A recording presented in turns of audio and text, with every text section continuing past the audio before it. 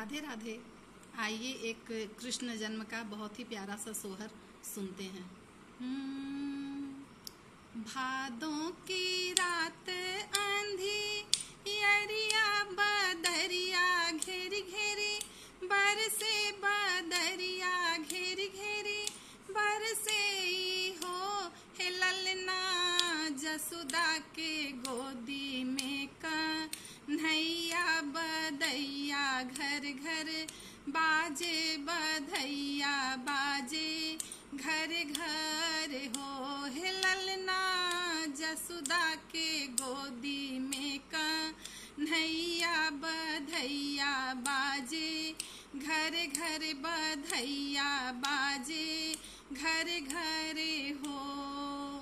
के हो लुटावे अन धन सोन मात के हो पी तांबर तके हो पी तांबर हो हे ललना के हो लुटावे धेनु गैया बधैया बाजे घर घर, बधैया बाजे घर घर हो हे ललना के हो लुटावे धेनु गैया बधैया बाजे घर घर, बधैया बाजे घर घर हो।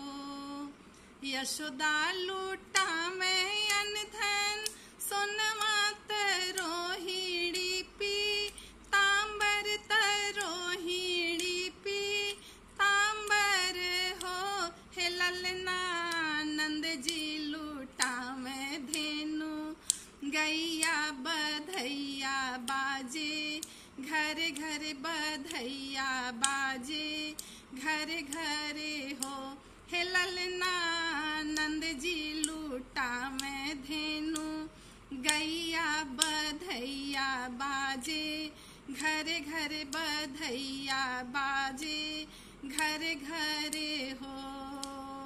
सावन भादों की रात यानी यरिया बदरिया घेरी घेरी बरसे, बदरिया घेरी घेरी बरसे हो हे ललना जसुदा के गोदी में कन्हैया बधैया बाजे घर घर, बधैया बाजे घर घर हो हे ललना जसुदा के गोदी में कन्हैया बधैया बाजे घर घर, बधैया बाजे घर घर हो हे ललना जसुदा के गोदी में कन्हैया बधैया बाजे घर घर, बधैया बाजे घर घर हो।